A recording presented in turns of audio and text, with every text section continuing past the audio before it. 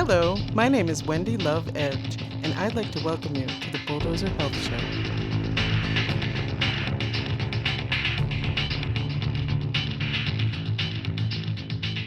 In this episode, I'll be interviewing Don Bennett, founder and director of Tricycle Farms.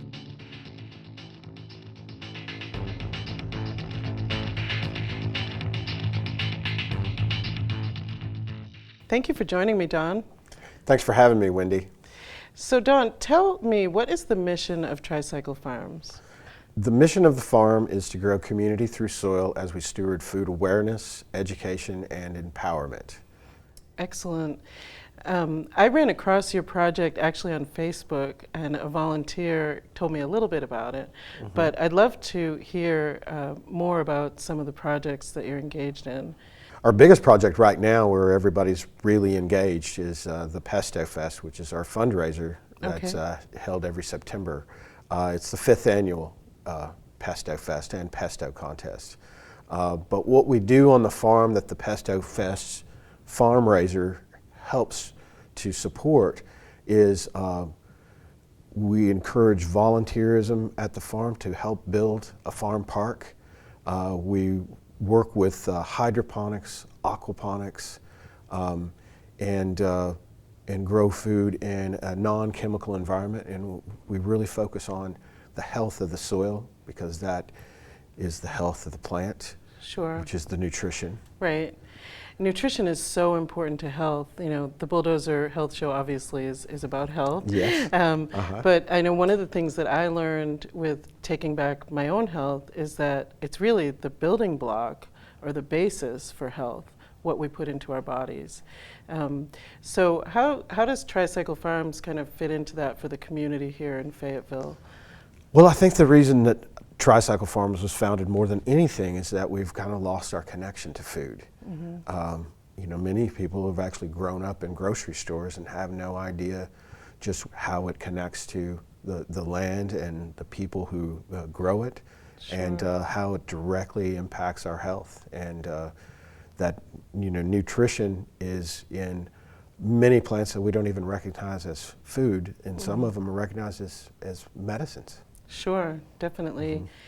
I noticed on your website you talk a lot about food insecurity and creating some security for people. So how does that work with your project? Well, our goal is to share as much as we can, and sometimes it's just learning how to grow food for ourselves. It helps our mental health, our spiritual health, going out and getting sun, sweating with the bees. You know, it's just a way to rejuvenate. Some people even come to the farm just to relieve stress. Wonderful. It is true, you know, getting outside, getting the sun, the vitamin D, which they're proving over and over is so important to our health. And you were talking about the bees. You know, in our garden, when we first got the plants in, I was really worried. I didn't see any bees, you know, and it's something we hear about in the news. We see it a little bit in the news, a lot on social media. And so I was on the edge of my seat waiting for the bees, and they came, which was very exciting. Yes. But I think seeing that firsthand is really important for people. Well, and then to see the vast variety of pollinators. You know, we don't use any chemicals at the farm. You know, even in organic food, you can use chemicals, but we feel like that sometimes the pesticides, fungicides, and herbicides all have the potential to impact bees, regardless of whether they're approved for, you know, different uses. Right. Well, that's really important to know for people, definitely. Yeah, we like to teach people to graze. Yeah, teach people to graze. Absolutely. I mean, there's nothing better than strolling through the garden and eating a tomato, eating some French sorrel, and finding, you know, you don't pick passion fruit, by the way, you pick it up.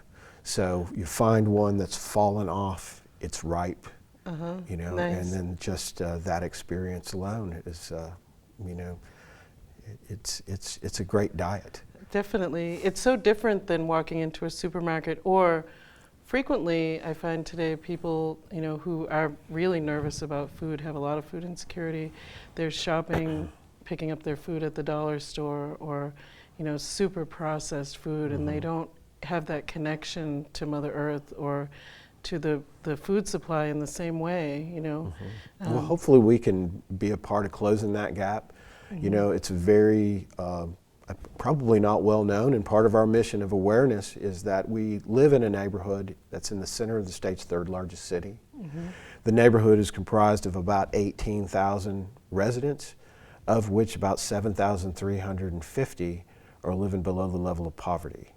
That's in the center of our city. Wow. And there's about 1,000 children, and we're so close that we can invite and open the gates to anyone and everyone that wants to agrarian recreate. And I love that.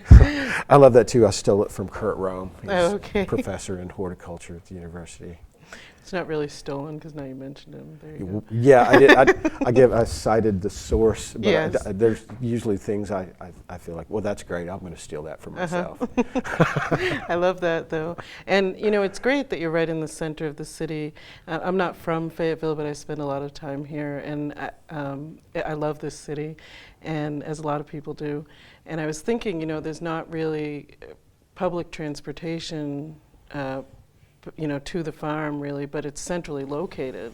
It's centrally located, but we could just say it right now, we're living in a food desert. Until Dean Street has access to people to walk, until Sycamore connects to the 4-lane Sycamore that crosses Leverett, then we won't have a true connection, and people can't get to the lone grocery store that's the Harps in the center of that neighborhood, and so there are transportation issues.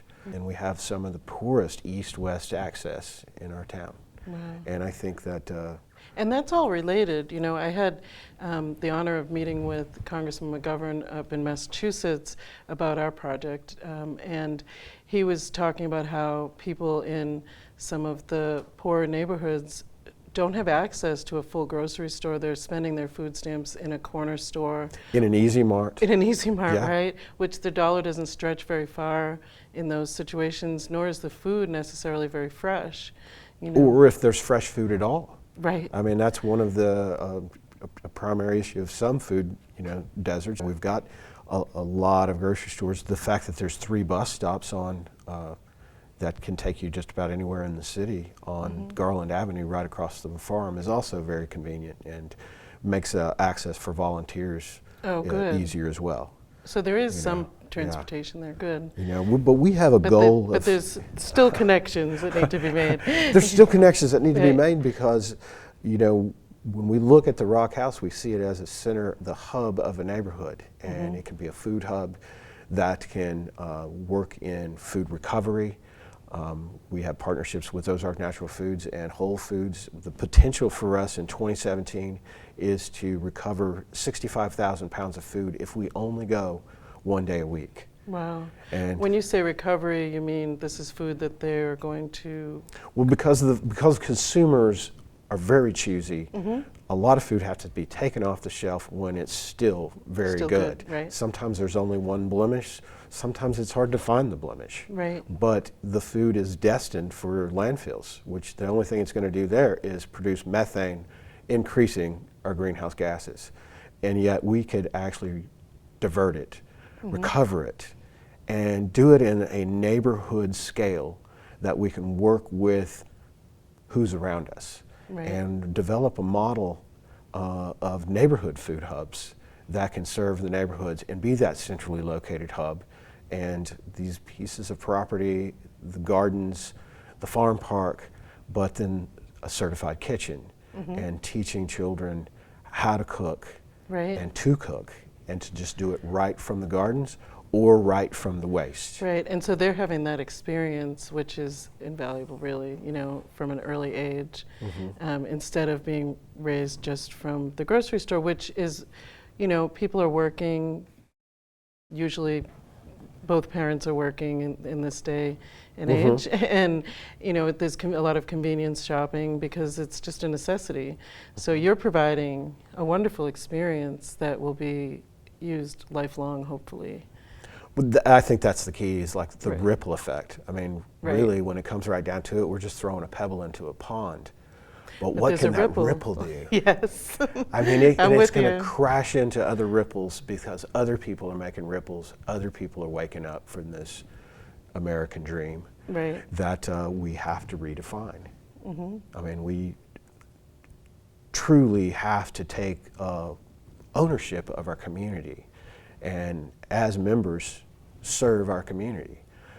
And then in the end, we serve ourselves, because the reality is I'm growing more because of what I've been able to, had the opportunity to do. Right. That giving is always a gift, right, to yourself, because it really is powerful.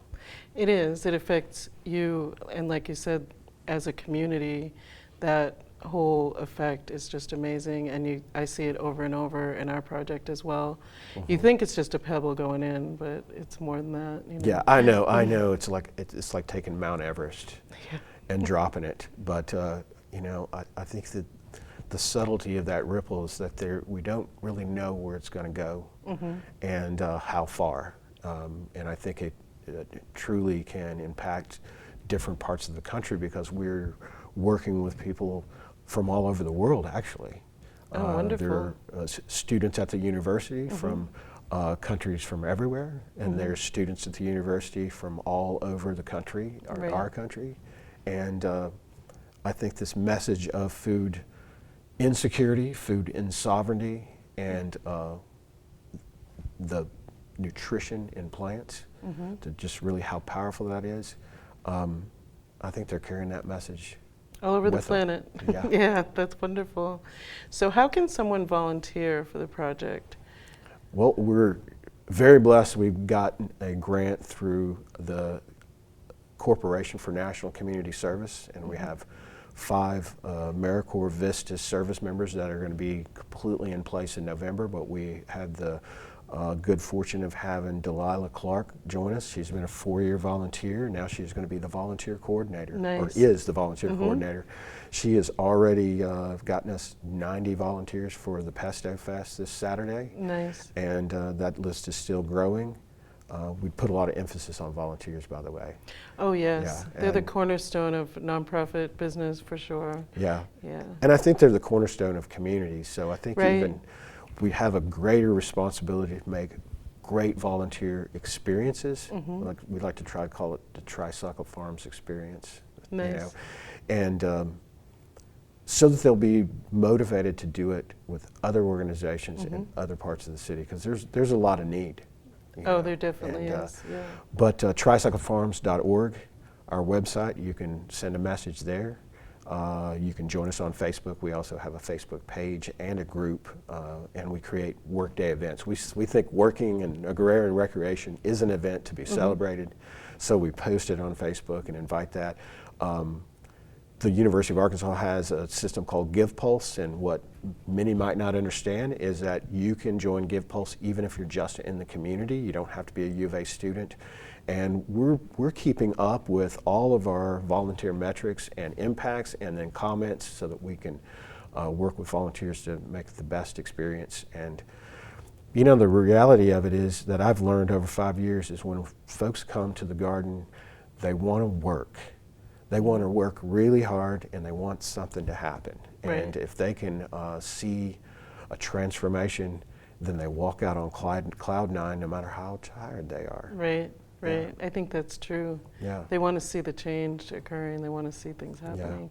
Yeah. So what if someone has food insecurity issues and they're looking for some help? Is it the same way that they would contact you?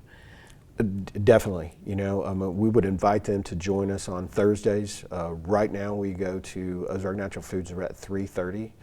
We pick up the food that is considered compost, and we create the first 3 priorities. The first one is people first, animals second, and then soil third.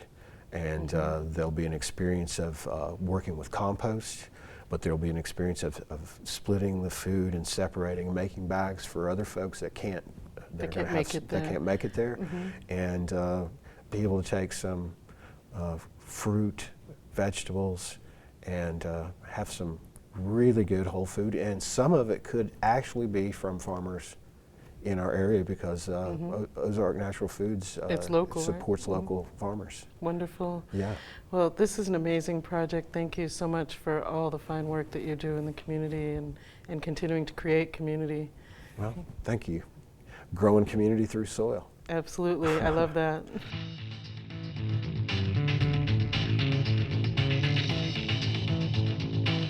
Bulldozer Health Incorporated is a 501c3 nonprofit organization and healthcare reform initiative. You can find us at bulldozerhealth.org. Take back your health, America.